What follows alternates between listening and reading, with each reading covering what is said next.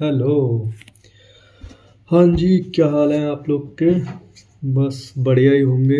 मुझे जहाँ तक लगता है तभी वीडियो देखने आए होंगे अगर बढ़िया होंगे, और बढ़िया नहीं हो तो कैसे वीडियो देखने आओगे वे?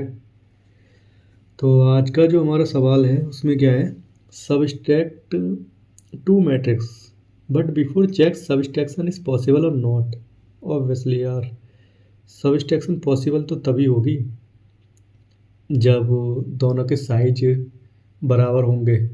जैसे एडिशन वाले में आप देख लें, इससे पहले कि मैंने एक वीडियो अपलोड की है एडिशन वाली, ऐड टू मैट्रिसेस। आप उसे देख के आपको अंदाज़ा लग जाएगा क्या करना है, ठीक है? तो दो मैट्रिसेस होंगी, दोनों मैट्रिसेस के साइज दिए होंगे। अगर 2x2 की है तो दूसरी भी 2x2 की ही होनी चाहिए। अगर 3x3 की है तो दूसरी भी 3x3 की ही होनी चाहिए। आपको अगर एडिशन या सब्सट्रैक्शन करना है 2x2 तो दूसरी भी 2x2 ही चाहिए। 3x3 है तो दूसरी भी 3x3 है होनी चाहिए। अगर इनमें से पहली 3x3 होगी, दूसरी 2x2 हो गई, नहीं होगा। पहली 2x2 है, दूसरी 3x3 हो गई, नहीं होगा। ये तो हो ही नहीं सकता। तो यही कंडीशन हमें पहले चेक करनी है कि हो जाएगा या नहीं। तो अब क्या करेंगे, सबसे पहले हम R1 R2 C1 C2 करके 4 वेरिएबल ले लेंगे साइज चेक करने के लिए। R1 C1 फर्स्ट के लिए, R2 C2 सेकंड के लिए, ठीक। तो फर्स्ट वाली मैट्रिक्स के हम रो एंड कॉलम के साइज ले लेंगे। कितने कितने कितने साइज के आपको चाहिए, 2x2 की या 3x3 की है, यूज़र ने क्या दिया है, मतलब कि क्या इनपुट दिया है वो हम चेक करेंगे। रीड करेंगे वैल्यू, रीड करने के बाद हम दूसरी वाली मैट्रिक्स का वैल्यू लेंगे, साइज लेंगे 2x2 या 3x3 या 4x3 जो भी दे रहा है। उसके बाद हम कंडीशन लगा के हम चेक करेंगे कि वैल्यू बराबर है या नहीं। अगर नहीं है बराबर तो matrices can not B subtract, ठीक। और अगर बराबर है तो मैट्रिसेस कैन बी सबस्ट्रैक्ट, ठीक है जी। तो अब हम क्या करेंगे, ये मुझे लगता है कोड लिखने में मुझसे थोड़ी गलती हुई है। If R1 is not equal to R2 और C1 is not equal to C2 तो प्रिंट कर देगा ये कि matrix can not B subtract. But हमने ये जो कोड लिखा, ये कोड तो तब भी चलता रहेगा ना, पूरा प्रोग्राम तो तब भी चलेगा इसके बाद भी। तो फ़ायदा क्या हुआ कंडीशन लगाने का, है ना? तो हम क्या कर सकते हैं, इस पूरे कोड को हम इफ़ के अंदर, तो ये लाइन है, हम इसे एल्स के अंदर डाल देते हैं।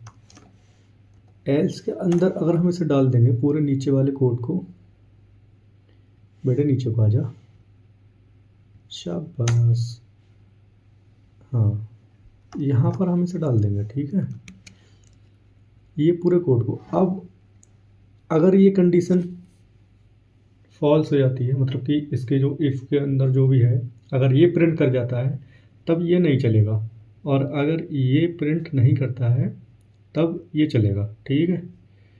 तो हम क्या करते हैं, सबसे पहले अब हम आ गए एल्स के अंदर कि हम चेक तो कर लिया, कंडीशन फॉल्स हो गई इसके अंदर की। तो कंडीशन फॉल्स होने के बाद हम आ गए इसके अंदर, हमने ले ली 3 मैट्रिक्स A B एंड यहाँ पर सम की जगह आप सब लिख देते हैं, R1 C1, ठीक है। इसके बाद हम 2 वेरिएबल ले लेंगे I, J लेने के बाद में हम क्या करेंगे, सबसे पहले हम फर्स्ट इनपुट लेंगे। फर्स्ट मैट्रिक्स के लिए इनपुट लेने के लिए आपको पता है क्या करना है, ये रो के लिए first row and after inner loop for column J equal to 0, J less than C1, J++ और मॉडुलस D लगा के एड्रेस ऑफ A, यानी A वाली मैट्रिक्स के लिए हम इनपुट ले लेंगे। उसके बाद हम इसे ही कॉपी करेंगे, कॉपी करने के बाद यहाँ पर पेस्ट कर देंगे और A की जगह पर B लगा देंगे और फर्स्ट की जगह सेकंड लिख देंगे। ये तो आप लिखो मत लिखो आपको पता ही होगा, लेकिन लिखना इससे अच्छा रहता कि पता लग जाएगा कि सेकंड मैट्रिक्स आ गई। उसके बाद हम क्या करेंगे, ऐड करेंगे 2 मैट्रिक्स, ऐड करने के लिए हम जो फर्स्ट वाला है ना, इसे ही कॉपी करेंगे लूप को। कॉपी करने के बाद यहाँ पेस्ट कर देंगे। बार बार लिखते रहेंगे तो बहुत समय लगेगा। और हम एक सिंपल सा फॉर्मूला लगाएंगे यहाँ पर, जो होता है सब equal to a minus B. यही वाला फॉर्मूला लगाएंगे। बस अंतर क्या होगा, यहाँ पर रो एंड कॉलम होगा, यहाँ रो एंड कॉलम, यहाँ रो एंड कॉलम। तो इसी तरह से ये लगा दिया है। और यहाँ पर एस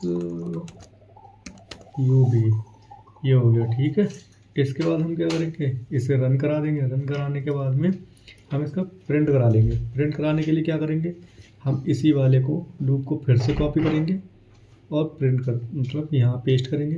पेस्ट करने के बाद हम फिर ये जो लाइन है इसे काट के मतलब इसे हटा के हम इसके जगह पे प्रिंट लाइन लगा देंगे। और प्रिंट कराने के लिए हम इसके अंदर सब इंस्ट्रक्शन को प्रिंट करा देंगे आई कॉमा जे के साथ। और इनर लूप के बाद में हम लाइन ब्रेक कर देंगे, जिससे कि एक काम करता हूँ मैं, इसे सही इंडेंशन के लिए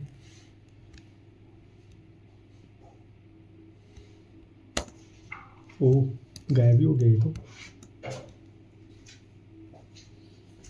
इंडेंटेशन के लिए चलो छोड़ो, ऐसे ही रहने दो। रन तो फिर भी हो ही जाएगा, मे भी हो जाना चाहिए।